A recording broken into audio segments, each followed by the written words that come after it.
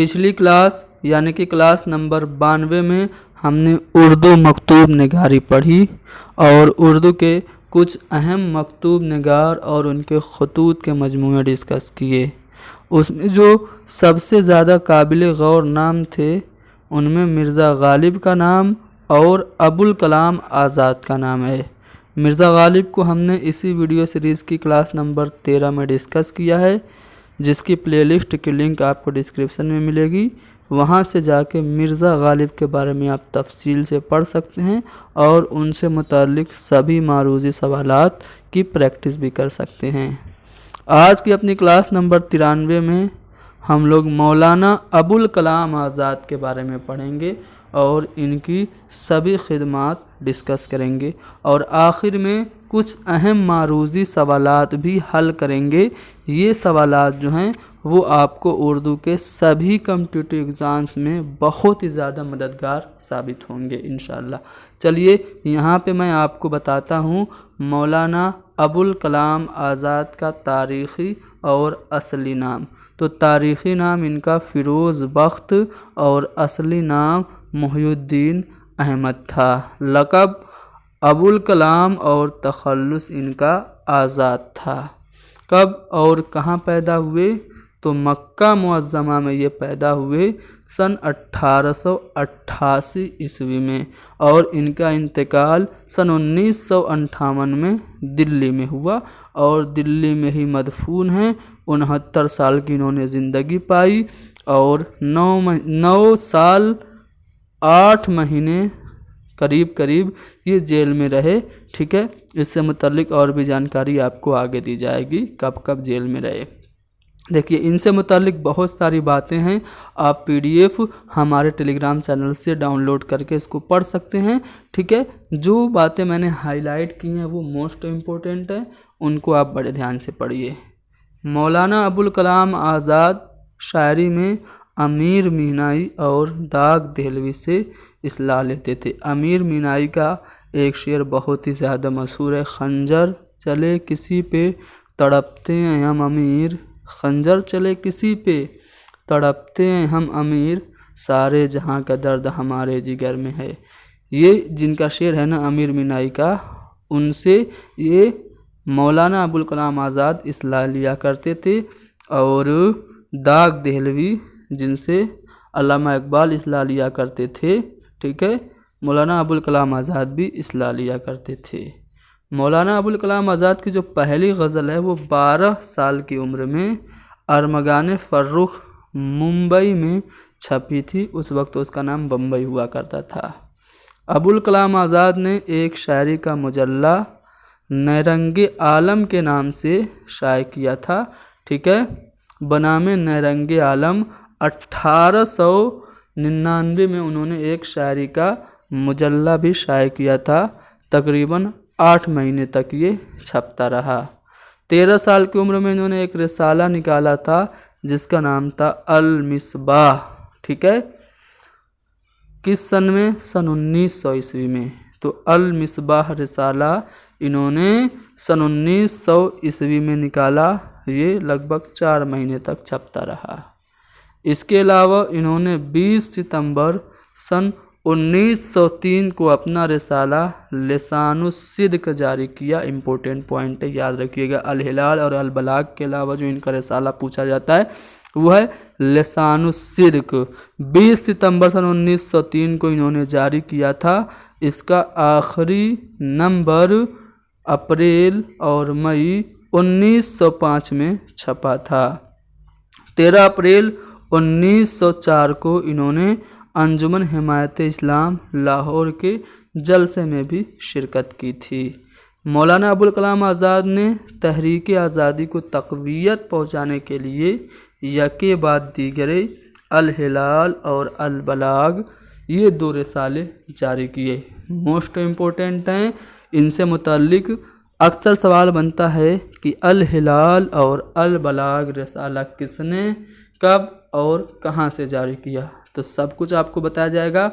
मौलाना अबुल कलाम आज़ाद ने रिसाला अल हिलाल का जो पहला शुमारा है वो 13 जुलाई सन 1912 को कलकत्ता से शाये किया था। ठीक है।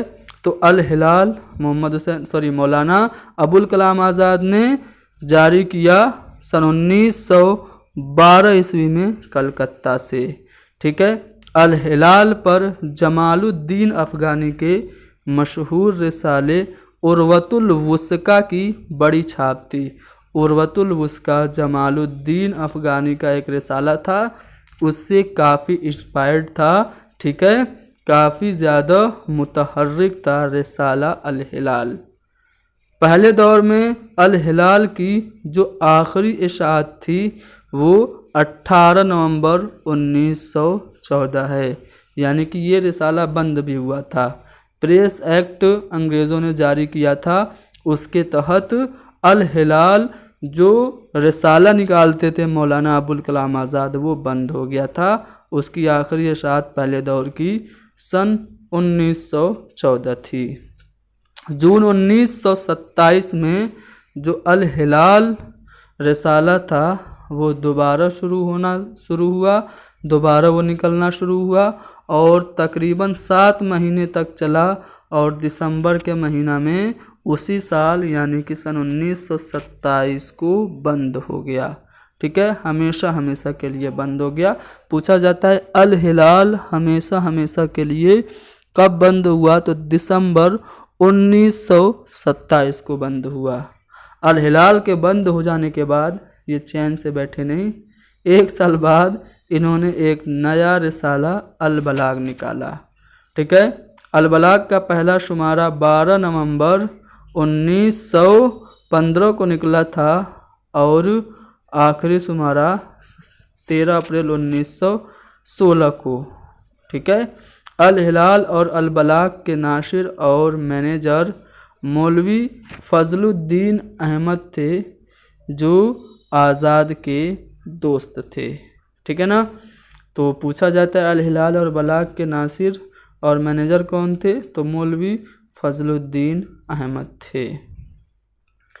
अबुल कलाम आज़ाद ने कलकत्ता से हफ्तावार पैगाम जारी किया था जो 23 सितंबर से लेकर के 21 दिसंबर 1921 तक निकला। अबुल कलाम आज़ाद ने फजलुद्दीन अहमद के कहने पे, इंपॉर्टेंट पॉइंट बताने जा रहा हूँ, ध्यान से सुनिएगा, कि अबुल कलाम आज़ाद ने फजलुद्दीन अहमद के कहने पे अपनी ख़ानदानी हालात को तज़किरा के नाम से लिखा था। यानी कि आप कह सकते हैं कि मौलाना अबुल कलाम आज़ाद की सवाने हयात है तज़किरा, ठीक है। हुकूमत बंगाल ने अबुल कलाम आज़ाद को सन 1916 में जलावतन करने का हुक्म दिया था और वो रांची में 3 साल 9 महीने तक नज़रबंद रहे।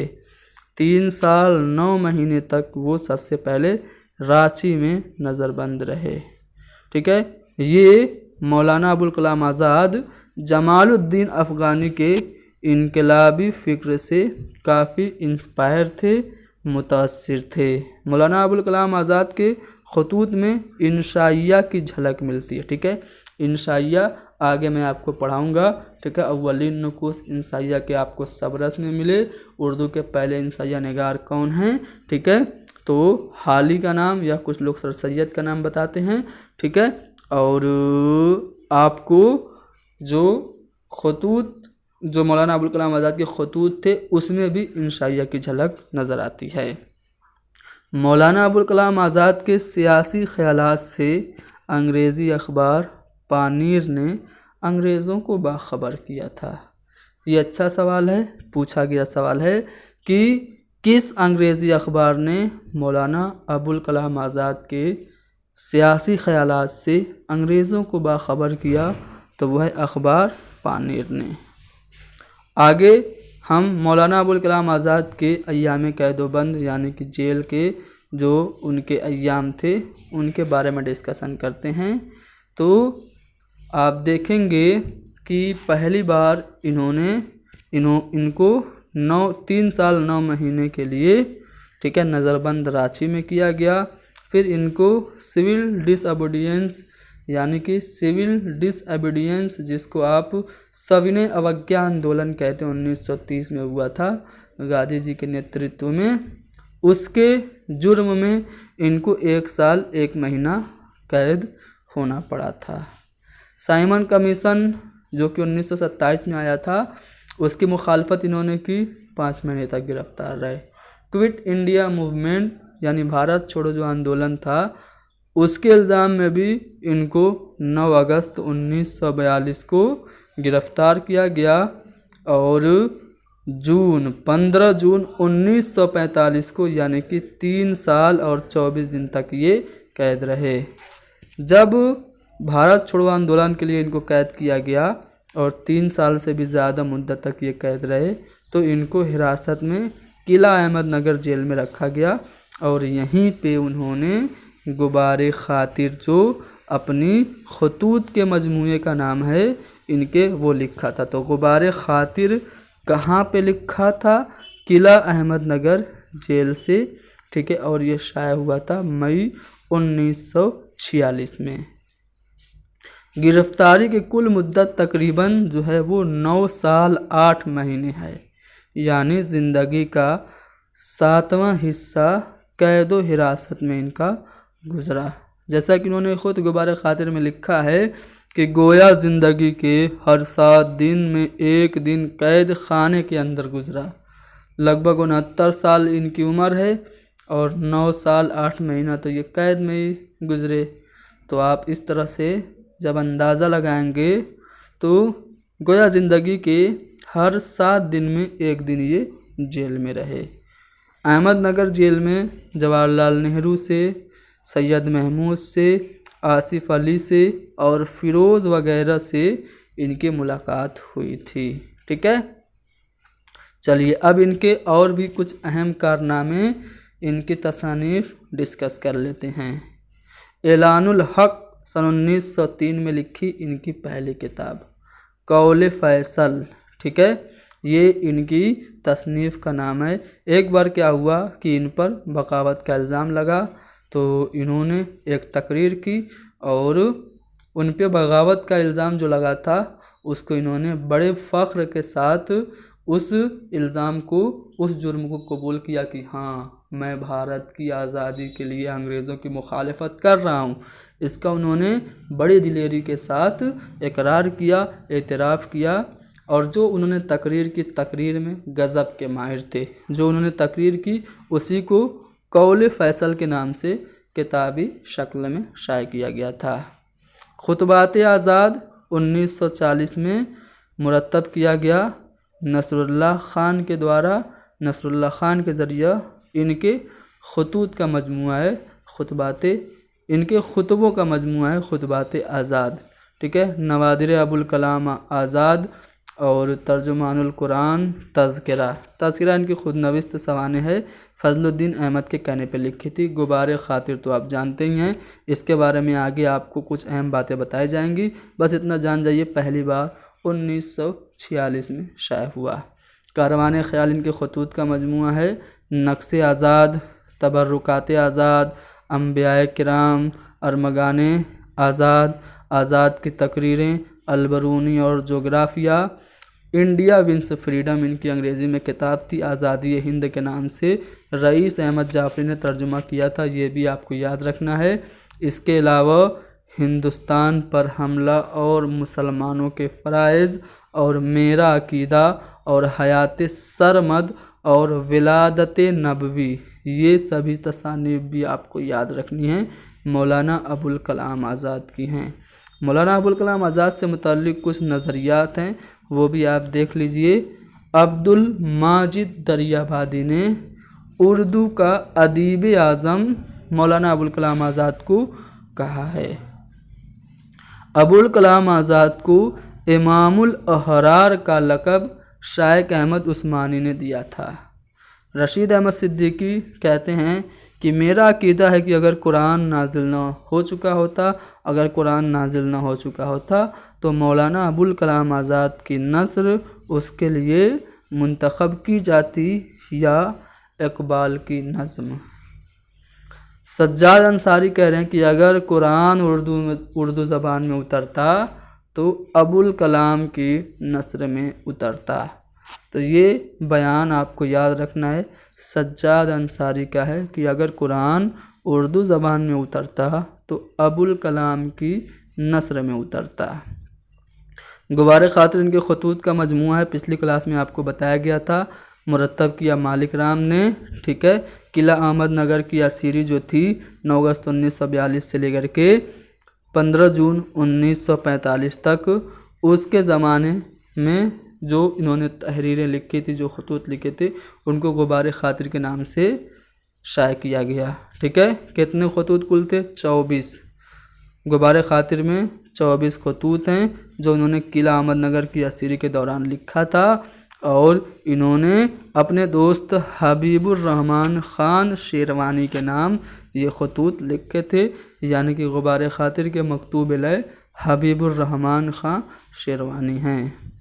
غبار خاطر کے خطوط مکتوب الیہ تک یعنی کہ حبیب الرحمن خان شیروانی تک نہیں پہنچے تھے، بعد میں اسے کتابی شکل میں شائع کیا تھا۔ خود آزاد کہتے ہیں کہ یہ تمام خطوط نجی خطوط تھے اور اس خیال سے نہیں لکھے گئے تھے کہ شائع کیے جائیں، ٹھیک ہے۔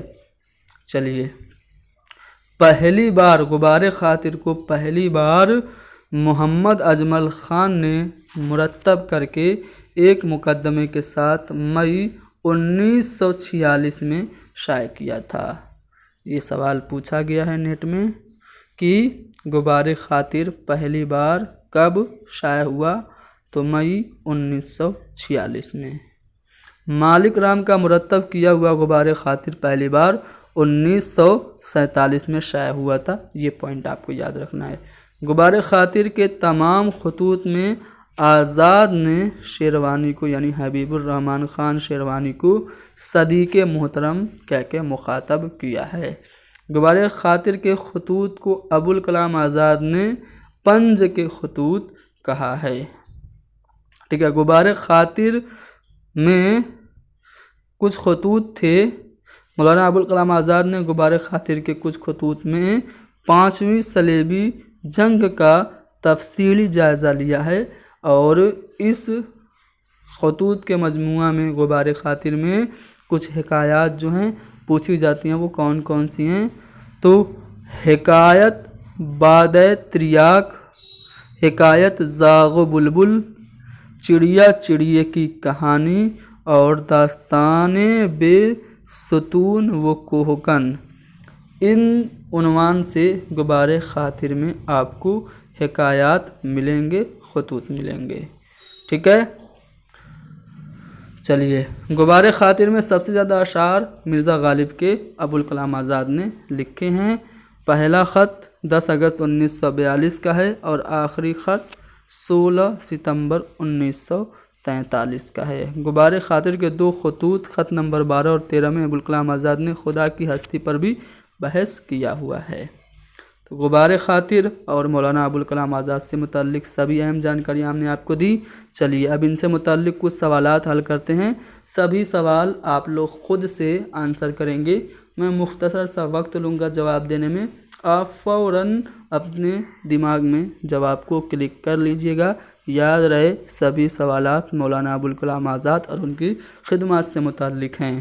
چلیے، انانیت پسند ادب کے نمونے اردو کے کس نثر نگار کے یہاں ملتے ہیں؟ سر سید، ابوالکلام آزاد، شبلی یا پھر حالی؟ تو مولانا ابوالکلام آزاد کے یہاں آپ کو انانیت پسند ادب کے نمونے دیکھنے کو ملیں گے۔ غبار خاطر کس کے خطوط کا مجموعہ ہے؟ سوچنے کی ضرورت ہے؟ بالکل نہیں، ابوالکلام آزاد کے خطوط کا مجموعہ۔ جنگ آزادی میں کس اردو ادیب نے سب سے زیادہ حصہ لیا؟ لگ بھگ 9 سال 8 مہینے، اپنے زندگی کا 7واں حصہ انہوں نے جیل میں گزار دیا۔ کیوں؟ کیونکہ انہوں نے جنگ آزادی میں بہت زیادہ بڑھ چڑھ کے حصہ لیا۔ سول ڈس اوبیڈینس موومنٹ یعنی کہ سوینہ اوگیا آندولن میں حصہ لینے کی وجہ سے ان کو جیل میں جانا پڑا۔ انہوں نے کوئٹ انڈیا موومنٹ یعنی کہ بھارت چھوڑو آندولن میں حصہ لیا، جس کی وجہ سے ان کو جیل میں جانا پڑا، ٹھیک ہے۔ تو جنگ آزادی میں جس اردو ادیب نے سب سے زیادہ حصہ لیا ان کا نام ہے ابوالکلام آزاد۔ غبار خاطر کا شمار اردو ادب کے کس صنف میں ہوتا ہے؟ تو غبار خاطر یہ خطوط کے مجموعے یعنی کہ مکاتیب ہیں، اور غبار خاطر کا تعلق میں آپ کو بتا چکا ہوں خطوط کے مجموعے سے ہے۔ ابوالکلام آزاد کا جو اخبار تھا الہلال کہاں سے شائع ہوتا تھا؟ تو